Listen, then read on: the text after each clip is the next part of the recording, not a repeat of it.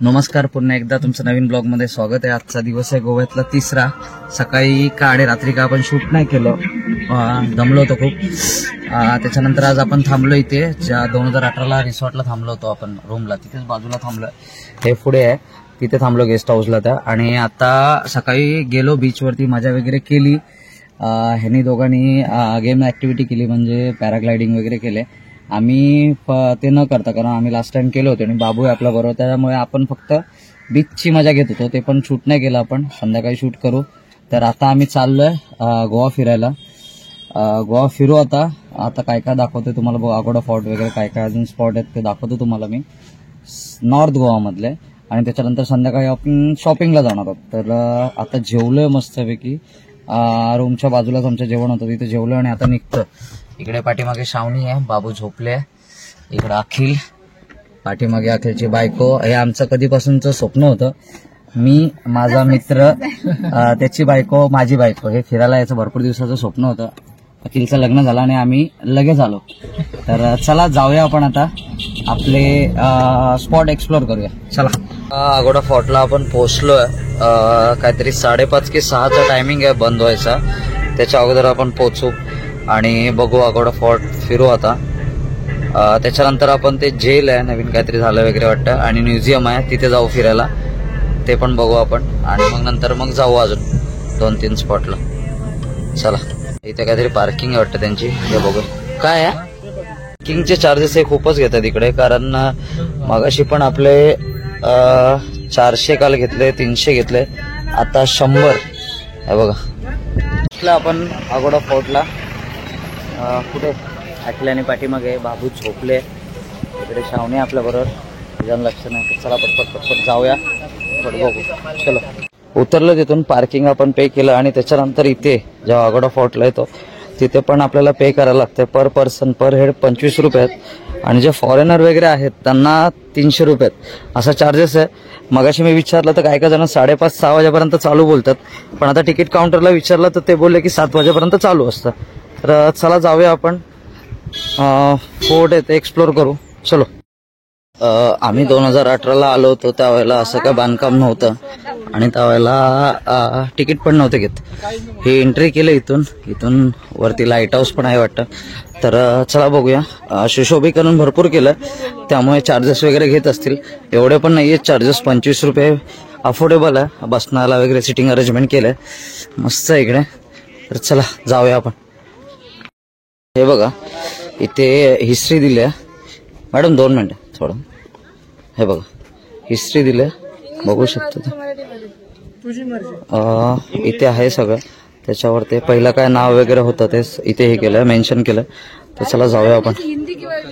थोडा पुढे आलो की किल्ल्याचा नकाशा दिलाय, हे बघा इथे कुठून कसं झालं, उपरी किल्ला अगवात असं याचं नाव आहे।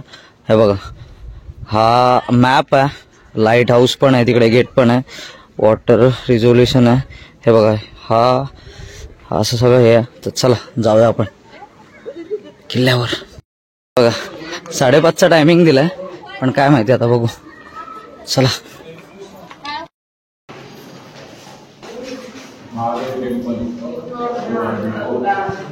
वरती पोहोचलो आपण, लाईट हाऊस आहे आणि इथे फोटो सेशन चालू आहे आपल्या कपलचं, न्यूली कपलचं, हे बघा फोटो सेशन।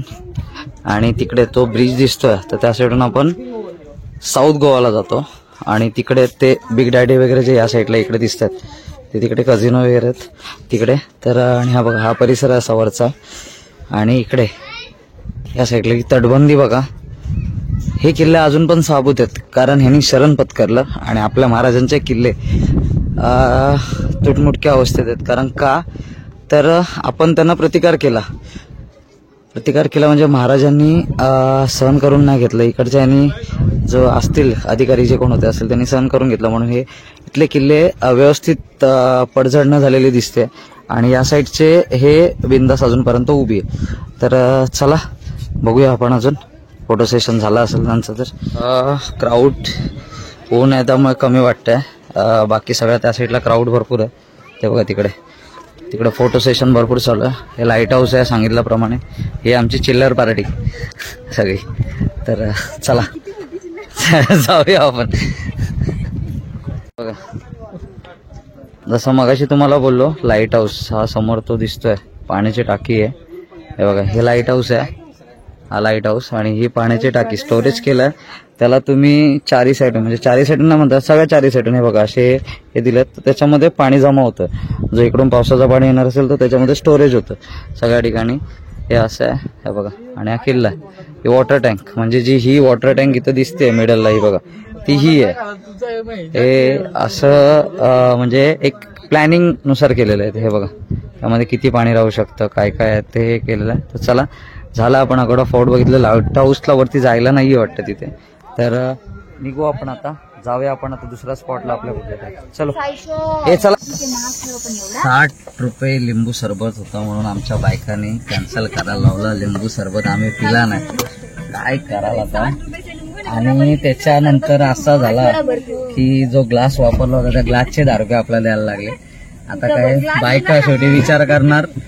बरोबर आहे, 6 6 12 किती रे, 60 रुपये ना की 40 रुपये, 40 4 8 आणि 16 160 रुपयात म्हणतात. भरपूर लिंब आली असतील आणि त्याचा लिंबू सरबत आपण घरी करू आणि तो गावकीला देऊ. बघितला, ह्या म्हणजे बायका आम्हाला भारी भेटल्यात, संसारी आहेत, समजून घेणार आहेत आणि बचत करणार आहेत आमच्या. तर अशा बायका सगळ्यांना भेटो हीच ईश्वराची प्रार्थना तुम्हाला. तर चला पुन्हा एकदा आपला प्रवास चालू करू. फोर्ट फिरलो, आता जेलमध्ये जाऊ आपण, म्हणजे जेल बघायला. चला तिथून खाली उतरलो आणि 2 साईडला तोफा बघू शकता. अचानक दिसला आपल्याला तोफा. त्याच्यानंतर आपण तिथून आगोड्यावरून खाली उतरलो आणि पुढे जेल आहे, म्हणजे इकडे गोव्याची जेल बोलतात तिला, असं काहीतरी आहे. आणि त्याच्याच बाजूला म्युझियम आहे. तर आपण आता तिथे चाललो, तर चला जाऊया. मस्त आहे बघा, इकडे बाजूला समुद्र किनारा आहे बघा. चला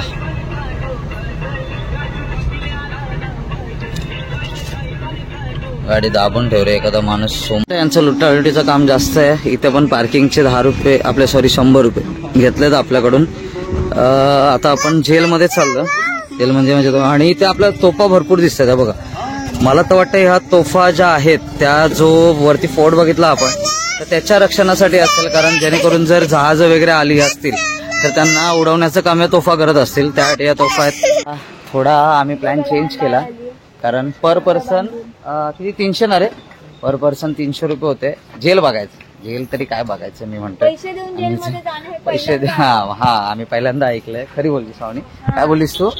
पैसे देऊन जेल बघायला जायचं, हे पहिल्यांदा जेलमधून निघण्यासाठी पैसे देतात. तर ते आम्ही स्किप केलंय, कारण 300 600 आणि 1200 रुपयात आम्ही मजबूत शॉपिंग करू, वाटलं जेवू पद्धतशीर. 1 दिवसाचा रूम रेंट पण होईल आमचा, म्हणून आम्ही तिथं स्किप केलं आणि आम्ही निघालो परत. फेमस असा रोड जिथे बाजूला नारळाची झाडं आहेत, तर तिथं चाललोय आम्ही. तर चला जाऊया. हे बाजूला आपल्या इथे जे बघताय तो जेल आहे, तो आम्ही स्किप केलाय कारण नको बोललो. चला जाऊया. चेहरा बघा काला झालाय ते मला.